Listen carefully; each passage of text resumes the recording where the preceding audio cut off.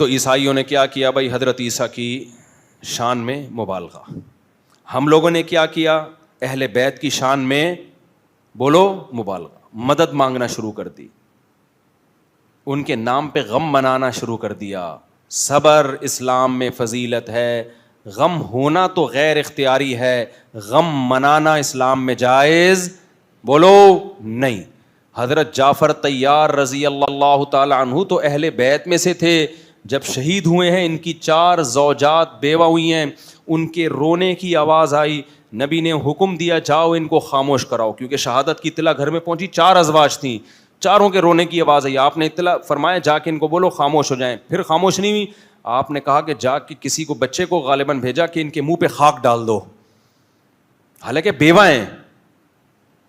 چیخنا چلانا رونا پیٹنا میتوں پر ہمارے نبی کو اور اسلام کو پسند نہیں ہے.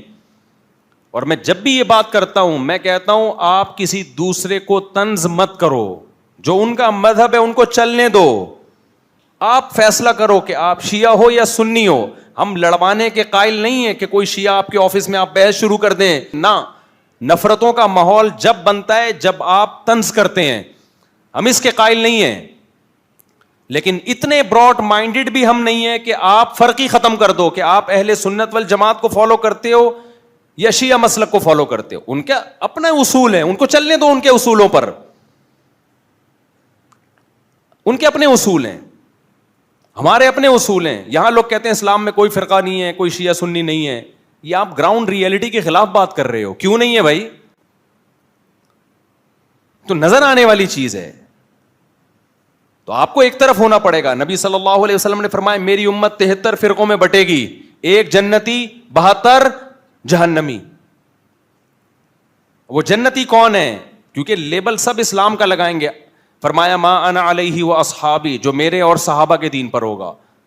تو جو میرے دین پر ہوگا اس کو سنت کہا جاتا ہے، جو صحابہ کے ہوگا اس کو جماعت. جماعت سے صحابہ کی جماعت. اس لیے ہم کیا کہتے ہیں؟ ہم اہل سنت والجماعت ہیں. اگر کوئی اہل سنت والجماعت نہیں ہے ٹھیک ہے بھائی، ان کی رائے ہے. ہمارے بھی دوستوں میں شیعہ لوگ ہیں، آتے ہیں گپ شپ لگاتے ہیں، بات چیت کرتے ہیں، چائے پانی ٹھنڈا گرم سب چلتا ہے، دعوتیں بھی ہوتی ہیں. لیکن یہ نہیں ہوگا کہ بھائی میں ان کے مسلک کو قبول کر لوں یا وہ میرے مسلک کو قبول کر لیں. کرنا ہے پورے کنورٹ ہو. یہ جو آدھا تیتر آدھا بٹیر چل کے چل رہے ہو، یہ نہ ادھر کے رہو گے نہ بولو ادھر کے رہو گے. لوگ کہتے ہیں ہم صرف مسلمان ہیں، نہ شیعہ ہیں نہ سنی ہیں. بھائی صرف مسلمان ہیں تو حدیث میں تو آتا ہے کہ 73 فرقے ہوں گے. تو آپ مسلمانوں میں آپ کے اصول اور ضابطے کیا ہیں؟ شیعہ حضرات کہتے ہیں ہم قرآن اور اہل بیت کو مانتے ہیں.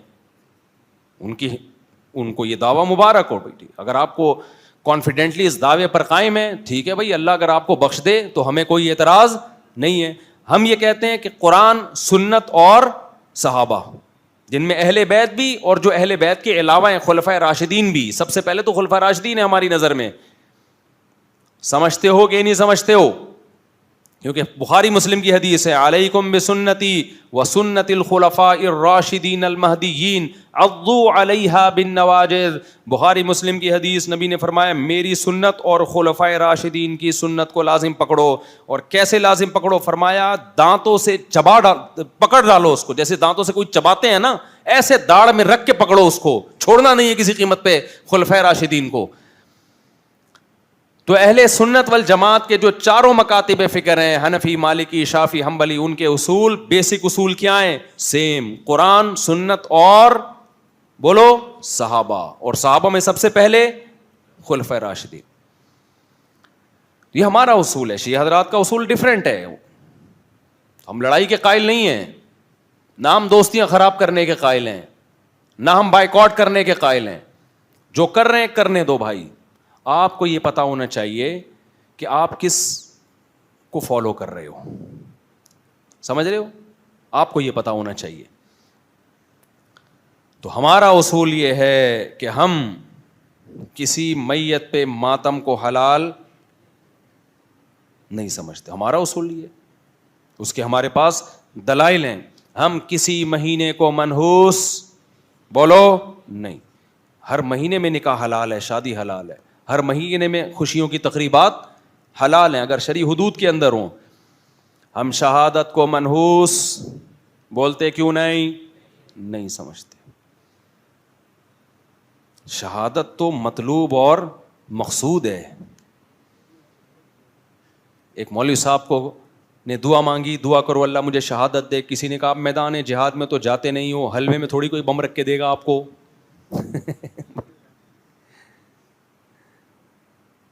حلوے میں تھوڑی کوئی بم رکھ کے دے گا. میں شیعہ نہیں ہوں لیکن شیعہ حضرات سے ایک ریکویسٹ کر سکتا ہوں کہ اگر آپ نے اپنے مسلک کو فالو ہی کرنا ہے, اگر آپ کو اس پہ اطمینان ہی ہے, تو آپ بھی تو کوئی سنجیدہ عالم تلاش کر لو. کیا خیال ہے بھائی؟ جو لوگوں میں نفرتیں نہ پھیلا رہا ہو, جو صحابہ کرام کو برا بھلا, کسی کے مذہبی رہنماؤں کو برا بھلا کہنا, اسلام نے تو یہاں تک پابندی لگا دی کہ تم ان کے بتوں کو گالیاں مت دو ورنہ یہ اللہ کو برا بھلا کہیں گے.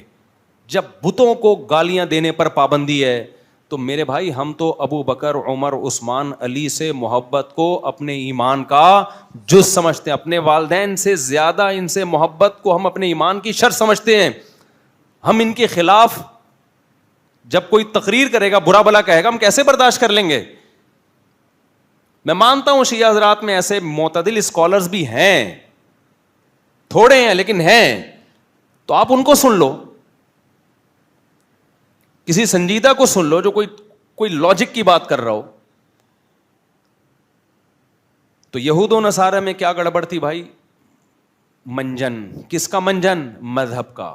یہ گڑبڑ شیعوں میں بھی ہے, سنیوں میں بھی ہے. بہت سے سنی بھی بیچ رہے ہیں. تو میں نے عرض کیا نا کہ جب انسان مذہب کے بارے میں لوگوں کو گائیڈ کرنا شروع کر دے اور پریپریشن نہ ہو, تو ایسا ہی ہے جیسے آتے ہی ڈاکٹر نے آپ کو آپریشن تھیٹر میں لٹا دیا تو بیڑا غرق ہوگا. ضلوا واضلوا, نبی نے فرمایا خود بھی گمراہ ہوں گے, لوگوں کو بھی گمراہ کریں گے. تو دو چیزیں علماء نے بیان کی ہیں مذہب پہ چلنے کے لیے. وہ دو چیزیں اگر آپ کی زندگی میں نہیں ہیں تو مذہب ہی کے نام پہ آپ گمراہ ہوگے بھی اور لوگوں کو گمراہ کرو گے بھی.